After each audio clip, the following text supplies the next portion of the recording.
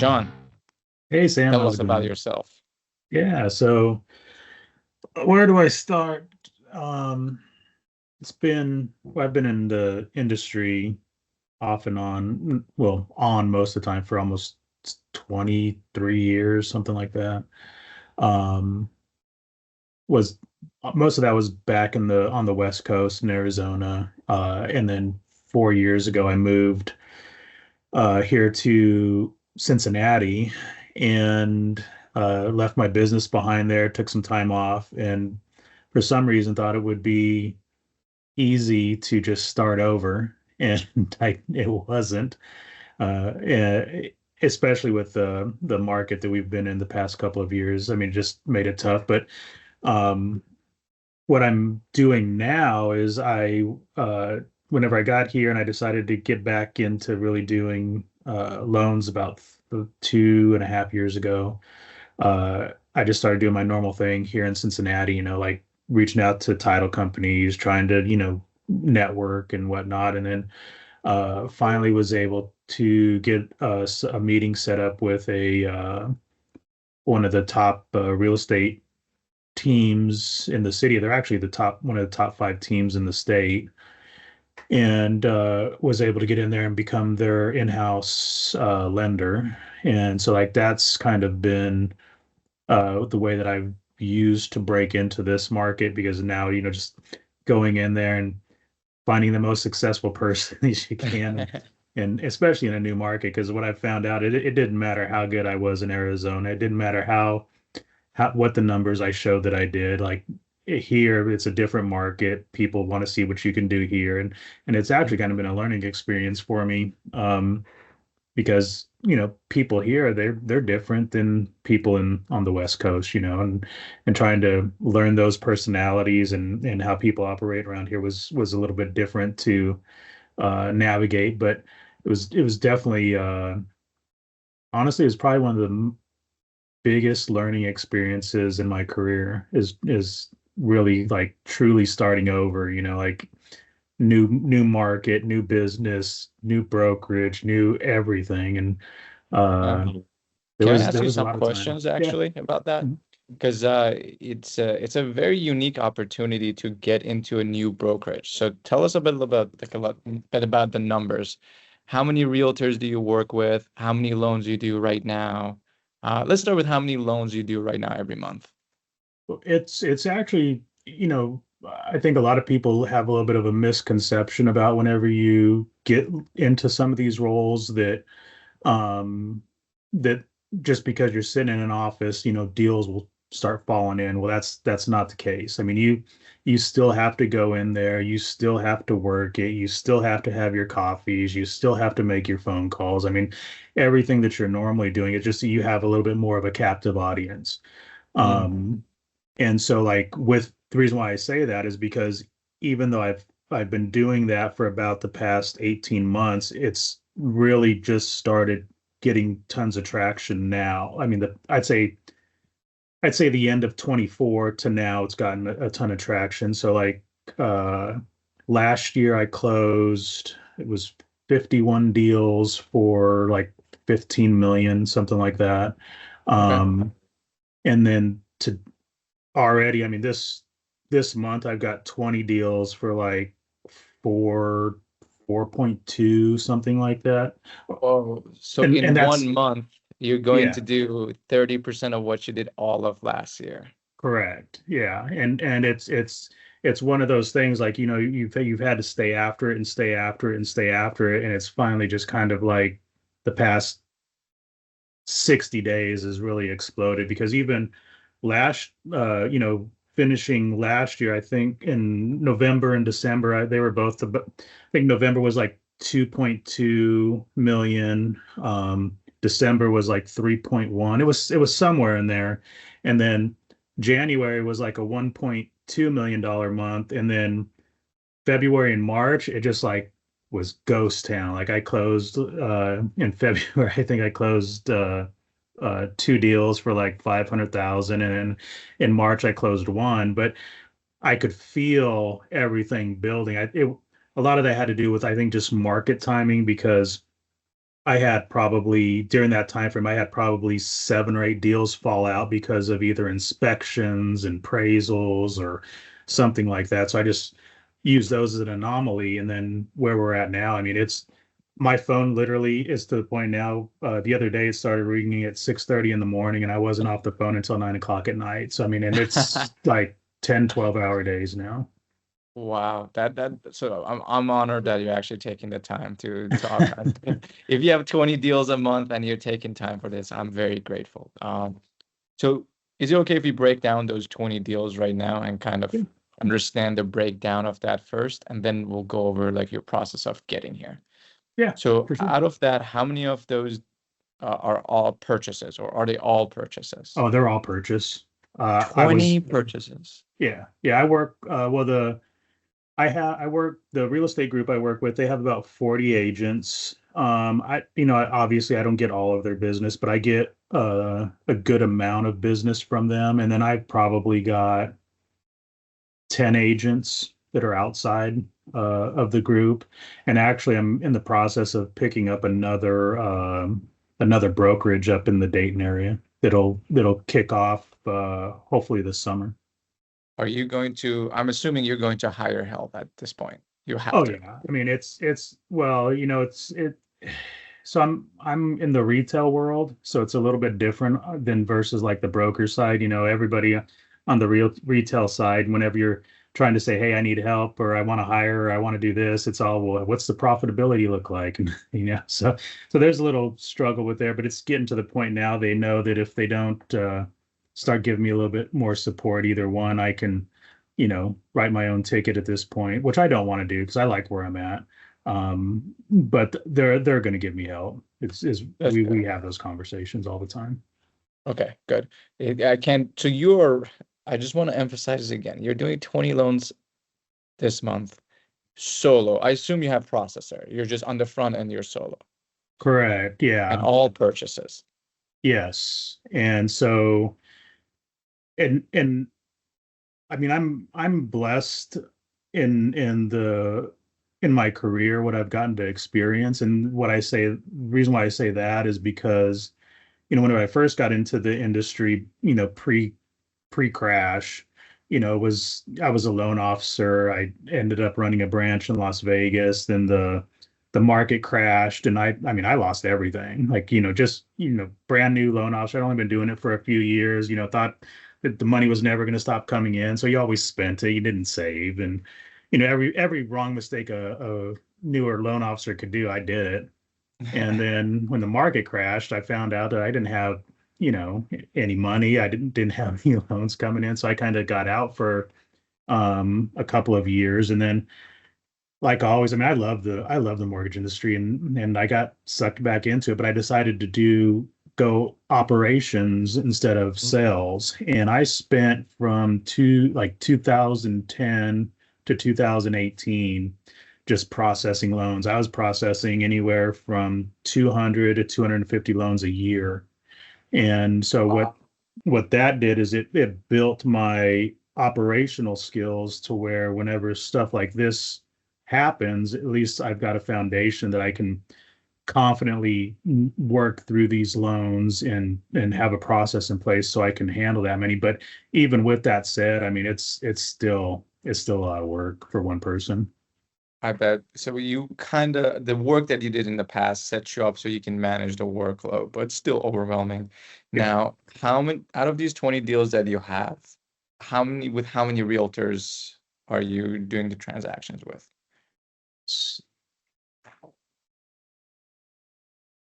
Probably probably 10 different realtors. Maybe no, there's 11 different realtors, something like So there's that. a Yeah. lot of realtors that you have two transactions going on with at Oh the yeah. same time. Yeah. And how many of those are in the brokerage that you're with, that you have? Oh, all of them except one. There's another realtor that he actually used to be in this brokerage, and then he left, but he stayed with me, so we're still doing deals together. Wow, incredible. So tell us a little bit then a process of, you said it took 18 months to from when you started to like getting here now. What was the process? Like, what was your thinking of how are you going to win over these realtors? Because you were just a new person who didn't trust at the beginning. Yeah, to be honest with you, that was all kind of a learning experience for me because my business in Arizona was heavily builder business. So like, completely different sales tactics getting into builders. It's more of like a business development role. So it's a little bit different. And so coming here, I realized that, that's why I tried to go the brokerage route, kind of thinking it'd be the same, but it's not because there's so many personalities in one office. You got to kind of almost be a chameleon to some extent Mhm. to be able to like fit in and mesh and everything. But that's really kind of been the biggest thing is, being present. And it shocks me too, is one of the biggest things is responsiveness. Like there's so many loan officers that just aren't responsive. Like if I tell everybody, not only clients but agents, I tell them don't hesitate to call or text me after hours and even on weekends. And I finish with this: if I'm awake, you'll get a response. Yeah. It's the truth. I mean, somebody sends me a text at 9 o'clock at night. What does it take? 30 seconds to respond to it? I mean, respond to it and go on. They're going to be happy and you're going to look like a hero because you took 30 seconds out of your time at 9 o'clock while you're just watching TV to respond to a text. I mean, it like that's really kind of been the game changer is whenever my phone goes off, I respond. Even whenever I'm driving, I get a text message, just, hey Siri, respond to that text, and off we're Yeah. going. That's so the biggest thing that's have such has set you apart right now is just meeting people and then being responsive when they need you. So slowly building that trust. And like by the fourth, fifth time where they reach out to you and you're there, like in a timely fashion, they're like, all right, I got to start working with John because obviously he's on top of it. Oh yeah, and then the other side aspect to that is that's happened a lot, especially the past 4 or 5 months, is that agents have gone other places and Mhm. those deals were not getting closed. Like there was always issues, or like I've had probably 5 deals in the past 4 months that were all dead someplace else, and I brought them over here and closed them. So like Wow. that alone like built a bunch of trust within the brokerage because they know that if somebody else can't do it, that doesn't mean that I can't. So I at least get a shot at it. But like, I Yeah. mean, I've got a deal going now that the exact same thing happened, but it was just we're not going to be able to do it, but it was something because the borrower didn't disclose it. Now at least the agent knows why it's not going through because the other Got it. bank wasn't telling them. They're not as like I'm as transparent as legally possible. Like if they want to know what's going on or what's killing the deal, I tell the agents. I don't fluff it. I don't try to deflect it. If it's my fault, I tell them it's my fault or whatever it is. I'm fully honest with everybody about it. Yeah. Now, this whole thing of being responsive is so true. I actually am in the process of selling one of my properties, and I first listed it with the best person in that market, literally the top realtor. After 3 months of like back and forth before she didn't even list it. At the end, we said, all right, we won't go forward because nothing was happening, like no updates, nothing. I went with someone else, and this is like for them, the commission is gonna be like what 3% of 700 is $21,000. Mhm. 2 weeks in, and I still haven't gotten a CMA. So it's like just being responsive, being good at communications, telling people like when to expect stuff. It's so little, but it goes such a long way. It's crazy. Like for 21K, I'm still not getting text back. Oh yeah, yeah, exactly. And I mean, there's I try to treat everybody the same too. Like I don't like just because I'm only making, you know, very little on a deal and there's other deals I'm making a bunch on just because of volume.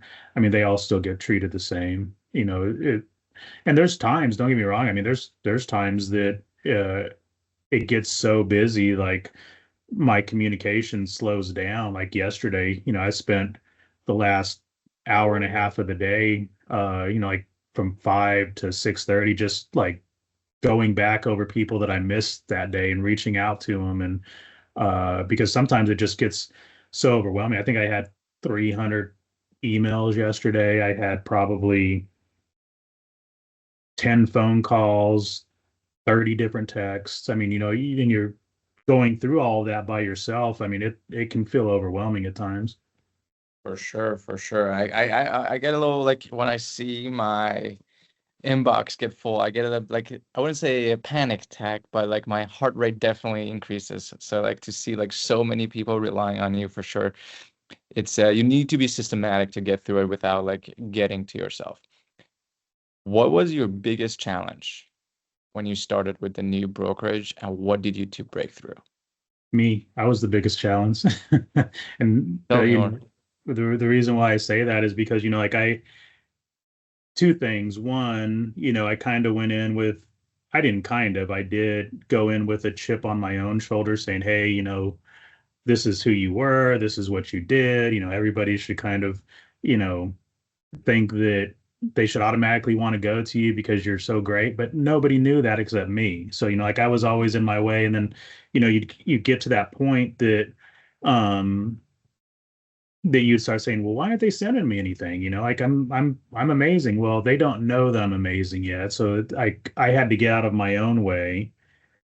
And, I'm naturally an introvert. I'm not the, now don't get me wrong. I like to have good times whenever I get around people that I know and trust. I'm, like a night and day difference type of person. But, somebody that's an introvert, and then you're in an office of 30 agents that all have like big personalities. It takes a little bit to get out of your own way. So Yeah. that's kind of what I did. And, I went from, rather than making excuses, trying to find out what I could do to make relationships. And that's really what it was, is just showing up every day, being available, asking people out to coffee, start building those relationships. I mean, even little things like bringing in bagels, stuff like that. And then what I also started doing is, like just something as simple as, giving out scratcher tickets. Like I it's like a couple $100 a month, and give out scratcher tickets for anybody that's referred something to me. It's like a $2 scratcher. And I've never, I mean, it works amazing. Like everybody loves it. And then it just like the first time I did it, I can remember the first time I did it at a company meeting that day, I got like 15 referrals. It was just kind of Wow. crazy. I mean, no, don't get me wrong. There was a lot. I'd say 10 of them were like, nothing we could do anything with, but at least, people started, trickling in. And then that opened the door to really kind of build relationships, because then, once you get those type of referrals, that amount of referrals, and it starts being constant, well, now you have things to talk to the agents about. You have reasons to be in contact with them. They have reasons to hear your voice and to know who you are. It's almost they get comfortable sending you leads. Like even though if it's a bad one, they get comfortable with it. It's like the muscle memory is built. And like you said, then you have all these conversations you can have about it now. So excuses to have conversations which will deepen the relationship. Yeah. Oh man, that is so cool. I'm gonna change gears here for a second, John. You obviously are making a lot of money now. How has your life, financial life changed in terms of like I know you're working a lot more than ever, but how has your relationship with money and your money stresses evolved?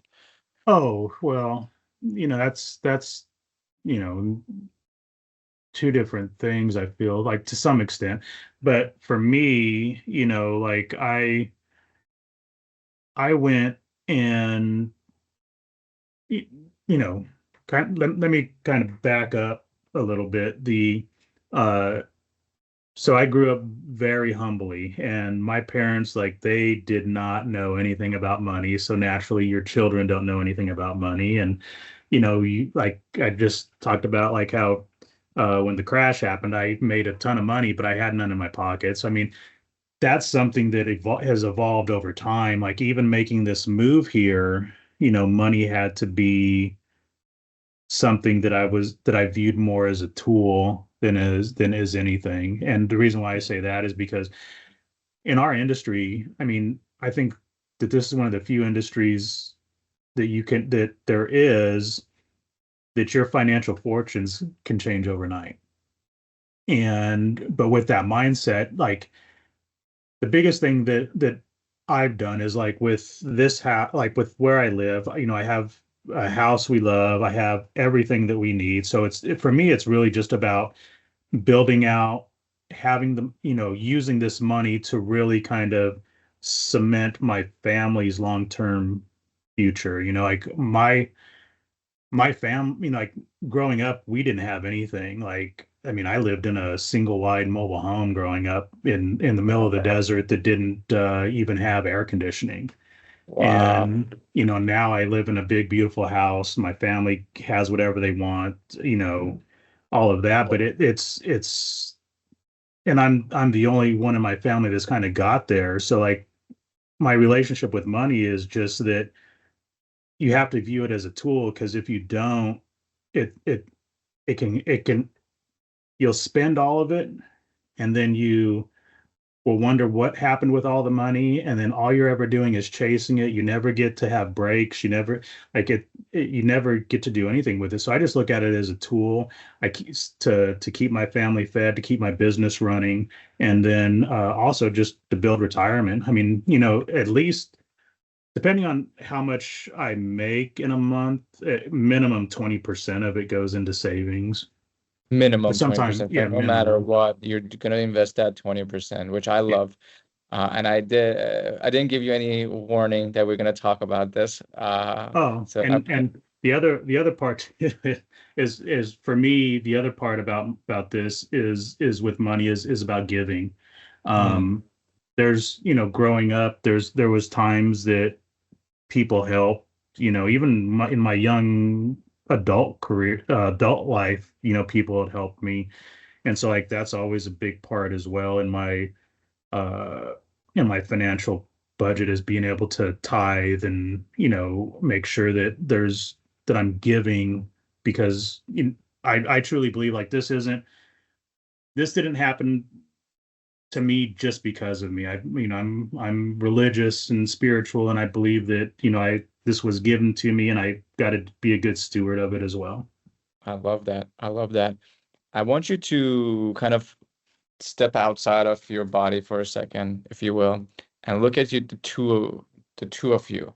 The person right now who has money and is able to pay the bills, saves at least 20%, tithes every paycheck, and the person that was struggling to pay the bills and was under tremendous money stress.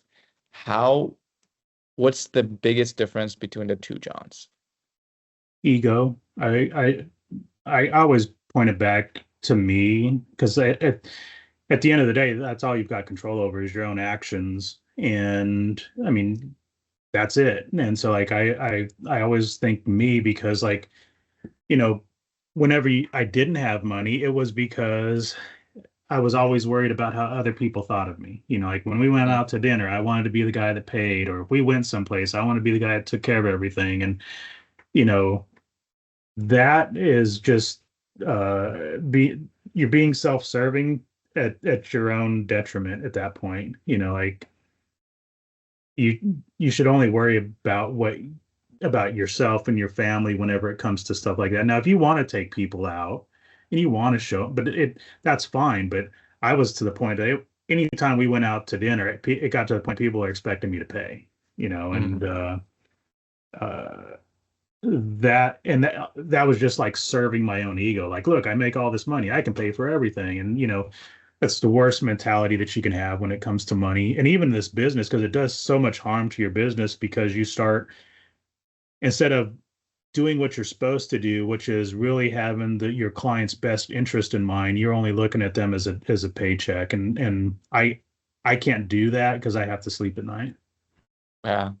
At the end of the day, it always comes down to the consumer, and are we taking care of the consumer, especially in the work we do where we rely on referrals from realtors and referral partners.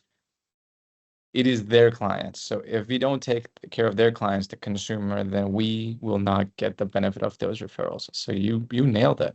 I love it, John. It is obvious why you're closing 20 loans a month. We've known each other for how long now? 3 years. Yeah, 3 years.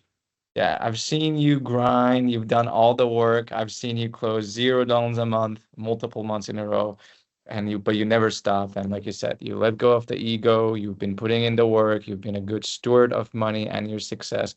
So I'm honored to be your friend and to know you. Thank you so much. Any final advice for any loan officer that, let's say, is maybe doing 1 to 3 loans a month right now and wants to make at least 20 grand a month? Yeah, the biggest thing, especially in this market, is one, don't give up.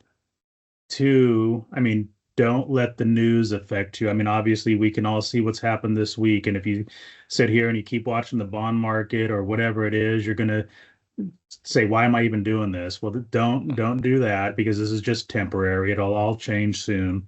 And but the biggest thing is, like I said, don't give up and have a plan. Like if you don't have a plan, you're not going to get there. Mhm.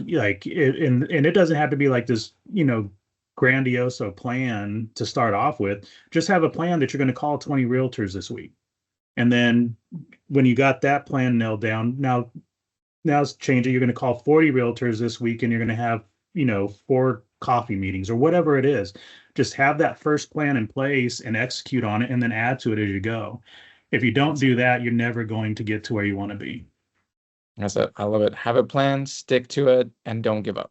Yeah. I mean, because, and I've even learned this most recently, even as long as I've been in it and making this switch, I was at the verge of just like calling it quits, like saying, you know what, I'm just going to retire. I'm going to day trade. I'm going to do something else. And that's normally whenever you start having those thoughts, you're normally closer to the goal than what you think. Good to know. That's a nugget right there. If you see me taking notes, by the way, it's because when you drop some nuggets like that, I have to write it. Yeah, perfect. I appreciate it. John, thank you so much for taking the time. You're a very busy man, so it means a lot to me. Yeah, Thank you so sounds good, much. Stu. No problem. Love to do it.